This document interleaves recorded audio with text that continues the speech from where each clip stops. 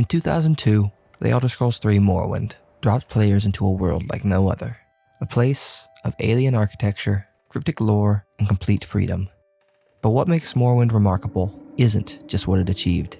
It's the struggles it faced during development, and how those limitations didn't just get worked around, they became part of the design.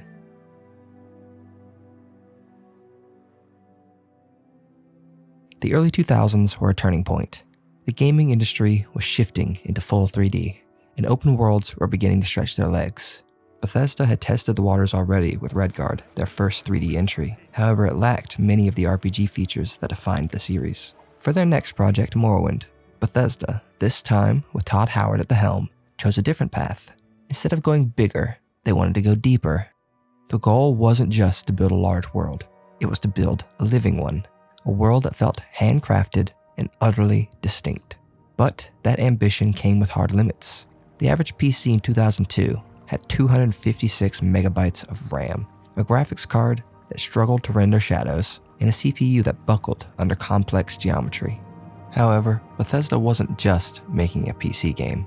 They were also breaking into the console market, targeting Microsoft's brand new Xbox. Every design decision had to balance the capabilities and the weaknesses of both platforms. The result was a world that didn't try to look like our own. It tried to feel like its own, a place shaped as much by the limits of the engine as by the minds of its designers, where every constraint became a question of identity. What can be done with what we have? This is the core of Morrowind's design philosophy, not overcoming limitation, but embracing it. The island of Vardenfell couldn't be lush or teeming with life, so instead it became ash-choked and sparsely inhabited. Cities couldn't sprawl, so they rose vertically. Cantons stacked metropoles, or lonely wizard towers carved into fungal cliffs.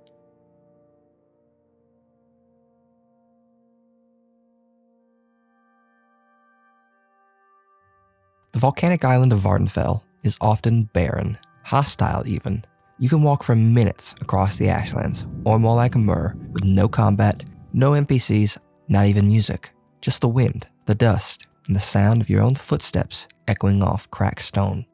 Some call it empty, but that emptiness was intentional. With the original Xbox hardware and early 2000s PCs limiting how much could be rendered at once, Morrowind made a choice. Rather than fight those constraints, it leaned into them. The thick, dreamlike fog that rolls across the horizon in Morrowind wasn't just a stylistic choice, it was a technical necessity, implemented to mask the game's limited draw distance and prevent the engine from rendering the entire island at once. The fog served a practical purpose, but that fog didn't just hide limits, it created atmosphere. It made the island feel mysterious, dangerous, and unknowable. You weren't just walking into the unknown, you were seeing it, as the land disappeared into murky oblivion. Red Mountain wasn't always visible. It loomed, emerged, and vanished again. The game's greatest threat became a ghost hiding in the fog. Instead of breaking immersion, the fog became immersion and made every journey feel uncertain. You didn't know what was waiting over the next hill. And sometimes, that uncertainty was more powerful than any enemy encounter or scripted event. The silence, the emptiness, these weren't gaps, they were space to breathe. Space for atmosphere. The wastelands of Vardenfell feel desolate, not because the devs ran out of ideas, but because they understood the weight of absence. You're not just exploring a map, you're trespassing in a scarred land where nature has withdrawn, a land where the emptiness tells a story.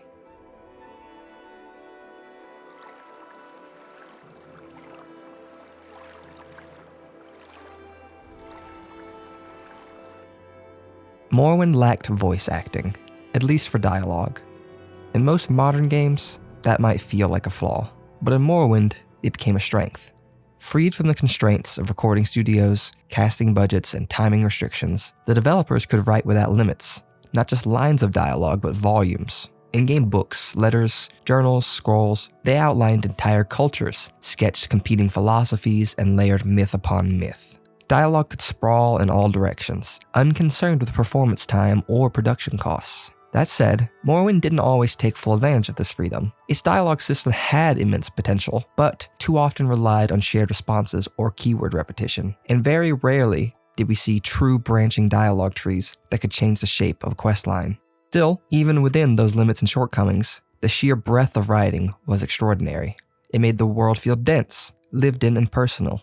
NPCs weren't just exposition machines, they were citizens with perspectives, prejudices, and private concerns. You could piece together a town's entire political structure just by talking to its people, or you could walk past it, never knowing what you missed. And maybe, most importantly, it gave players something few games offer anymore: silence.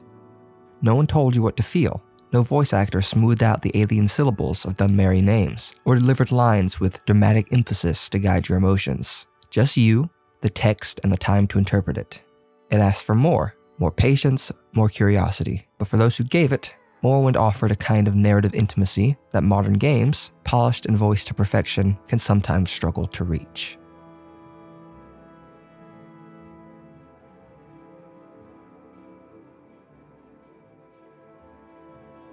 Originally, The Elder Scrolls III was meant to be massive. Early design documents envisioned a game that spanned the entire province of Morrowind, from the temple complex of Necrom in the east to the border city of Narcissus in the south. But ambition met limitation. Faced with time constraints, hardware limitations, and budget realities, Bethesda scaled the project back. Rather than depict all of Morrowind, the game would unfold on just one region, the volcanic island of Vvardenfell. That decision wasn't just a technical compromise, it was a narrative catalyst. Isolated by geography and tradition, Vvardenfell had been closed to most settlers for centuries. But in the game's lore, that changed only 13 years before the story begins, when the Tribunal Temple and the Imperial administration opened the island to colonization. This wasn't just a blank slate, it was an occupied land in flux. The Empire had arrived, bringing forts, laws, and officials. Traders and settlers from the west began building towns on the coast, and the native Dunmer, divided between great houses and ancient traditions, watched their homeland change beneath them. The setting allowed Morrowind to center its story not just on prophecy or politics, but on the slow machinery of imperialism. The tension between the old and the new wasn't abstract. It was built into the roads, the architecture, the dialogue. You saw it in the ash-choked ruins next to bustling towns. You felt it in the resentment of the native Dunmer, and in the uneasy coexistence between tribunal loyalists, great house aristocrats, and imperial bureaucrats. By limiting the scope, Bethesda could go even deeper. Vvardenfell wasn't a mere backdrop, it was a pressure cooker. Land caught between occupation and resistance. And because the population was still sparse, the island felt untamed, dangerous, and full of secrets not yet seen by the Empire's eyes. Vvardenfell wasn't just a part of the world, it was the world. Its recent colonization gave the game a unique tone. You weren't just an outlander in a strange land. You were an intruder in the middle of a slow cultural conquest, and that made every step feel charged. Sometimes cutting content doesn't limit a story, it sharpens it.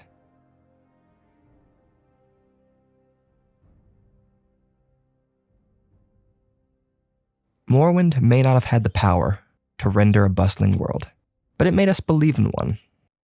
Its limitations weren't obstacles, they served as its foundations.